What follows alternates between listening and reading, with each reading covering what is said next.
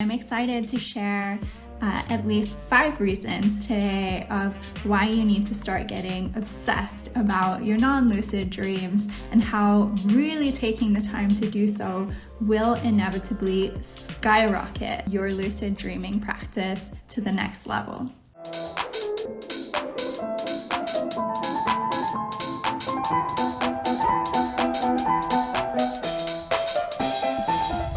Point 1.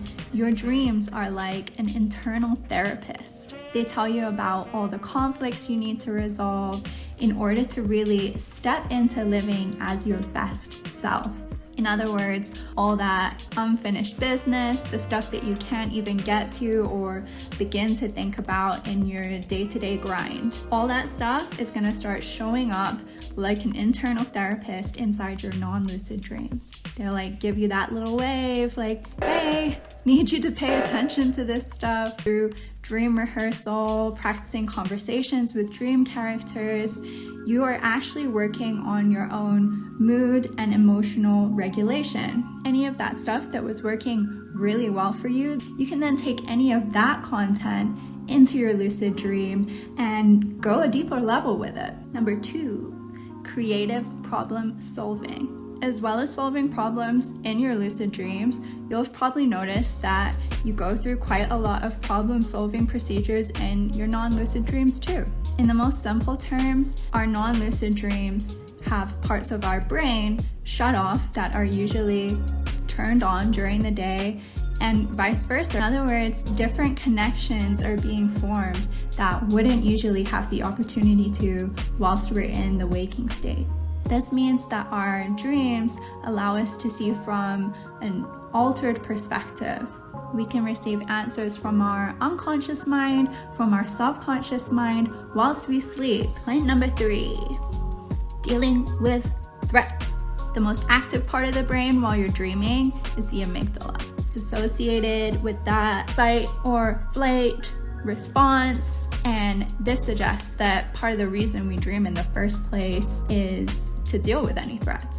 Haven't you noticed that most of the time our dreams actually feel like a kind of simulation for a lot of the problems we're dealing with in our waking life? Sometimes you're gonna wake up and thank the amygdala, thank God that was a dream. If you decide to become an advanced dreamer, you're gonna start thanking the amygdala for a different reason. You're gonna start thanking it for preparing you for these potentially threatening real life scenarios. Now you know what would happen if you ended up live streaming on YouTube naked, right? That stuff's useful for something. Number 4, dreams show us what we need to see.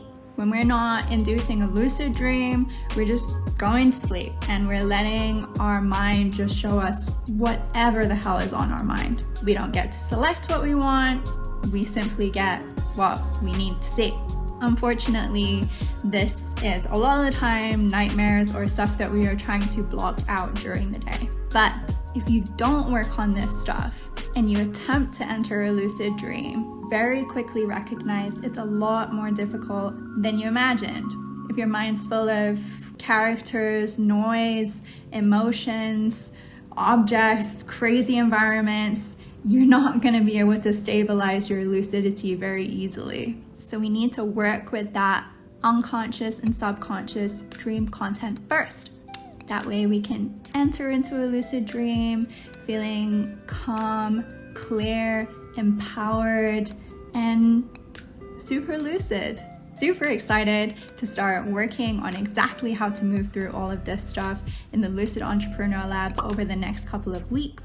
You'll be learning all these incredible personalized dream analysis techniques. In other words, I'm going to be teaching you the tools of the trade to become your very own dream analyst. And last up, number 5 is using your dreams to highlight personalized triggers and themes. Your non-lucid dreams are constantly showing you all these recurring patterns and themes and similar characters and environments and all these things that are personalized just for you to use as triggers for lucidity. Now, I know a lot of lucid dreaming coaches will emphasize using those standard do all this crazy stuff reality checks for getting lucid. If you don't know what reality checks are, I'm going to go into that in a different video. Quick example would be looking at a clock, looking away, looking back, and then seeing that the time has rapidly changed. That's a clear sign that you'd be in a dream. And yes, these things can work. They're not guaranteed to show up and get you lucid. A much better method is really solidifying those natural and personalized dream signs that show up for you in your dream space and paying attention to those things. For example, if you constantly find your dreams taking place in wonderful bathrooms, well, there's not usually clocks in there, so that's probably not going to be super helpful for you.